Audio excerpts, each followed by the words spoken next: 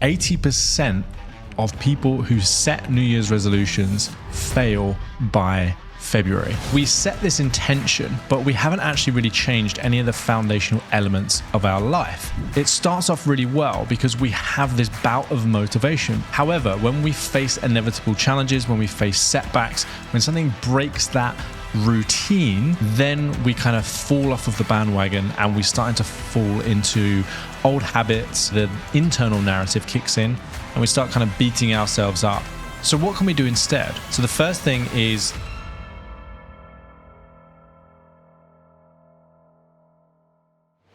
Hey, Matt Essam here. Welcome to another episode of the Creative Courage Podcast.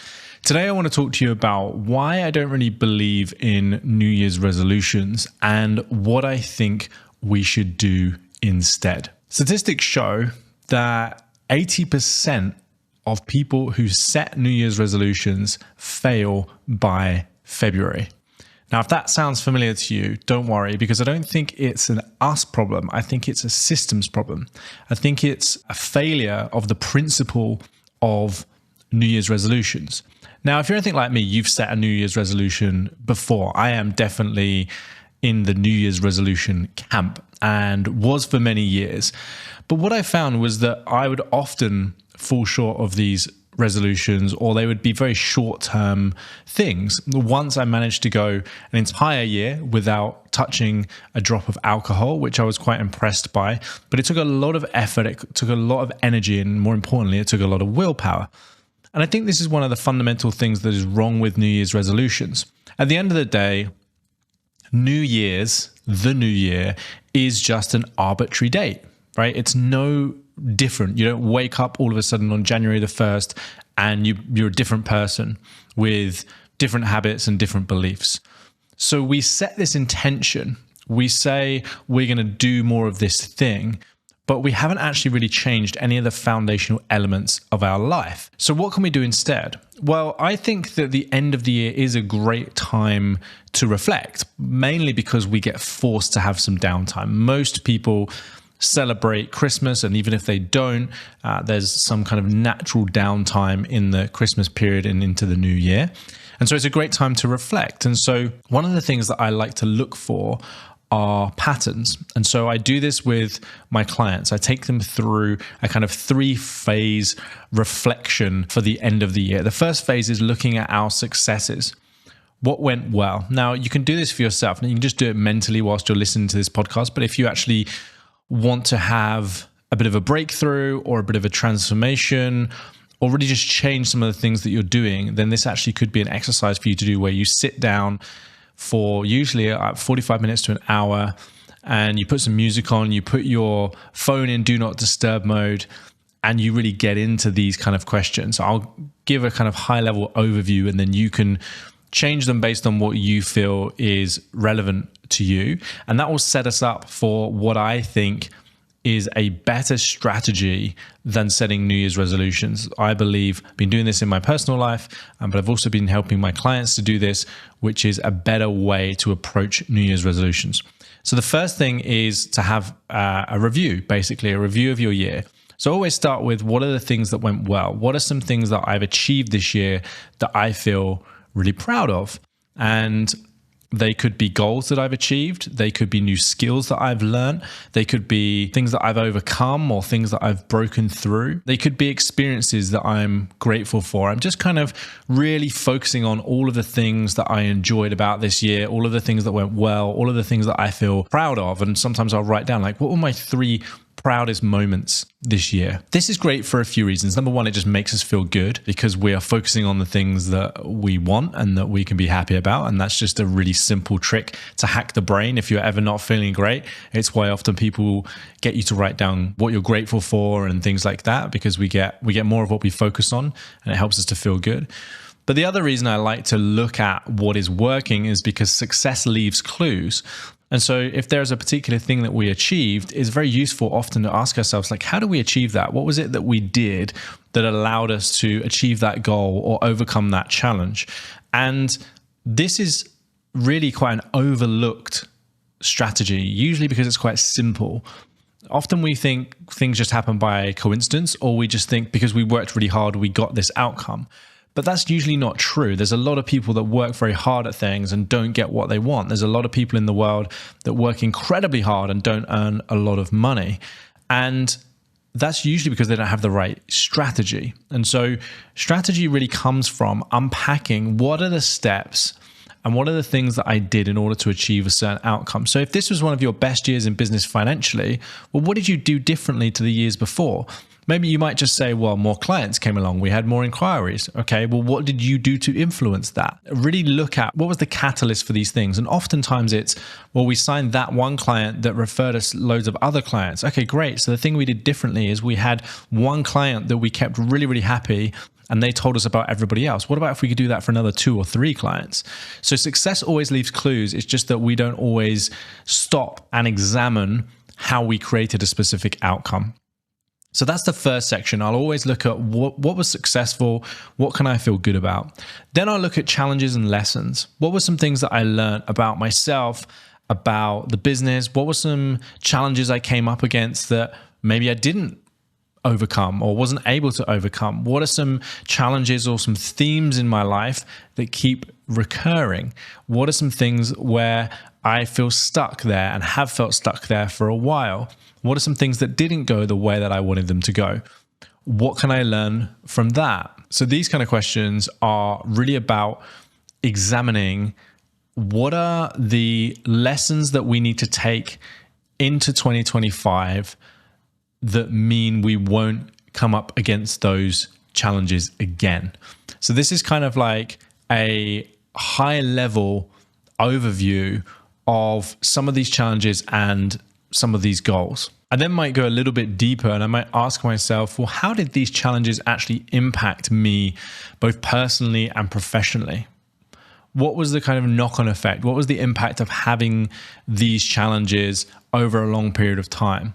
Sometimes that reflection is often the catalyst for change, because it makes me realize that if I have another year with these exact same challenges and the exact same patterns, I'm really not going to be in a good place. I don't want to look back next year and have the same problems or have the same symptoms. So I think it's also really important to reflect on what things aren't going well, what challenges we have in our life and our business, and what is the impact of those challenges. There are some other questions I like to ask myself when it comes to examining the challenges and the lessons in my business. Are there any areas of my life where I could have behaved or responded differently to a particular challenge or obstacle? And I like this one because, again, it's kind of pointing towards the patterns. Like, what are some things that are recurring? What is it about the way that I behave that may have created some of these problems in my life or in my business? And then I like to reflect, what are some of the goals that I set for last year? Did I achieve them? Did I not? Did I set the right goals even? Were these the things that I really wanted to focus on? What did I learn about the goals that I set? If I achieved these things, did they actually make me happy? Did they get me more of what I wanted? So the second part is really about, like, what did I learn? What were the challenges? Is there anything coming up, kind of recurring themes? And then the final thing, the third part, is where I set my intentions. So one of the first questions I usually ask is just, what do I want to do differently next year? And that could be a behavior. It could be a different strategy that I'm using. It could be a different group of people that I want to surround myself with. Like, what do I want to be different about next year compared to this year? What do I need to do? Or a very powerful question, who do I need to become to avoid the challenges that I faced this year and to get more of the things that I want? How do I want to show up in my business day to day? What do I want to have more of? What do I want to have less of? And so this reflection should start bringing up some insights for you. You should start having a few kind of light bulb moments. Really what we're doing is we're creating space between us and our thinking and our life. Now, if you've got a partner or somebody you trust, this could be a good exercise to do with them. Like, what do they see? What do they notice about these things? When they hear you talk, what do they notice when you reflect on these goals and these challenges? This is a very, very useful exercise to get some objectivity. And that is one of the key things that allows people to have a breakthrough or clarity or insight is that they then have objectivity and perspective. So you know how it's really easy to give somebody else advice. You can see quite clearly what they should do, but when it comes to yourself, it's often quite difficult, or it's quite difficult to take that advice yourself. And that's what this is really about, writing it down, getting objectivity.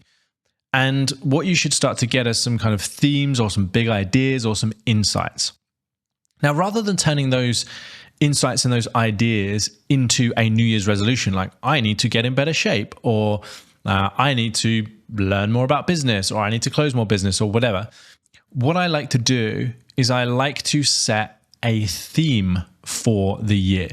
And a theme is really like a big idea or a principle that I can keep coming back to, that if I make my decisions through this lens, and if I look at the world through this lens, it will move me towards more of what I want. And so I give you an example of some of mine, but for you, this really should be something where all of these insights, all of these ideas, all of these reflections you've had, when you think about moving towards more of what you want, when you think about what you want to achieve next year, and you really look at this process, there should be something which is a phrase or a word where you say, do you know what? If I did that thing, if I looked at the world through that lens, if I made my decisions through this way of thinking, I would get a lot more of what I want and a lot less of what I don't want. So I'll give you an example that I just made up. Then I'll give you an example from my own life. And then I'll give you an example from some of my clients' lives, so you can kind of understand how this all fits together. So the made up example is, let's say you want to get in better shape. Rather than saying, I want to get in better shape, or rather than setting a specific goal, like a New Year's resolution, right, I'm going to go to the gym 3 times a week. I'm only going to eat out on the weekends, and like kind of creating all these rules for ourselves, which can feel quite restrictive. What would be a better idea when it comes to kind of resolutions and a new start is to have a theme like movement, right? So obviously exercise and nutrition is very interlinked. So you could have two. You could have movement and fresh food, right? And so these two ideas, these two things are just key principles, and often I'll put them in on a post-it note. They're like my key themes, and you could have different themes for like different areas of your life, but I find it's most effective when you have a key principle that ties into lots of different areas of your life. So if it is movement, for example, how could you tie that into your business? Like, where does my business feel stagnant? Like, if I applied the concept or the theme of movement to my business, what would that look like? What would I be doing day to day?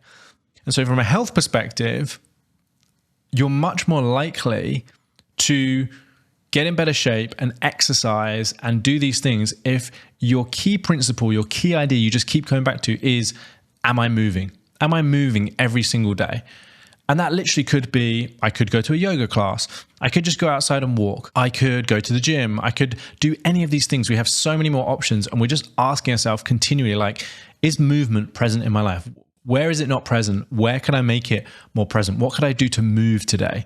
Right? And so it's this example of moving. And if you combine that with something like fresh food, like, am I eating fresh? Like, do I feel that the food I'm eating is fresh? Am I eating fresh fruit and vegetables? Am I eating processed food or fresh food? And we just look at everything through that lens. I really think that in like 12 months time, you'll be in a completely different place than if you stuck these kind of strict restrictions to your life. Because as soon as you fail, if you're like, I need to go to the gym 3 times a week, and one week you don't, and then another week you're on holiday and you kind of get out of the rhythm, and then you start going, maybe I can't do this. Maybe I shouldn't do this. Maybe there's no point. I'll do this again next year. And we kind of start, making all of these excuses basically to ourselves. Whereas if you have something simple, a simple principle, a simple idea, it becomes part of your identity. It becomes part of the way that you live your life. So I really encourage you to give it a go. So I said I'd share 2 more examples just so you get this. So this year in my life and business, the theme has been simplicity. I have the tendency to complicate things. It could be multiple areas of my life. It could be relationships, it could be business, it could be exercise, whatever. There is often a level of complexity. And I think it's because I have such a creative brain, and I'm always thinking creatively and thinking outside of the box and new ideas, but that can often create levels of complexity, and complexity can be quite stressful, and it can often leave us feeling a bit stagnated. And so my key theme, my key idea for this year was simplicity. And I just tried to make every decision through the lens of like, am I making this simpler or am I making it more complicated? And anytime I'm making it more complicated, I draw it back and I ask myself, what about this? What am I doing to make this more complicated? And from a business perspective, this really helped me because I really felt like midway through the year at started to have a very complex business. And so I came back to this idea. I came back to this idea of simplicity, which I set at the beginning of the year. And so as I started to get off course, I brought myself back, and it helped me to make some pretty difficult decisions. But coming back to today, the business is, the simplest it's been in a long, long time, probably since I very first started coaching. I feel like I've got way more white space in my calendar. I feel like I've got way more freedom. And I feel like things are just simpler in my life. It's easier to make decisions. I feel less stressed.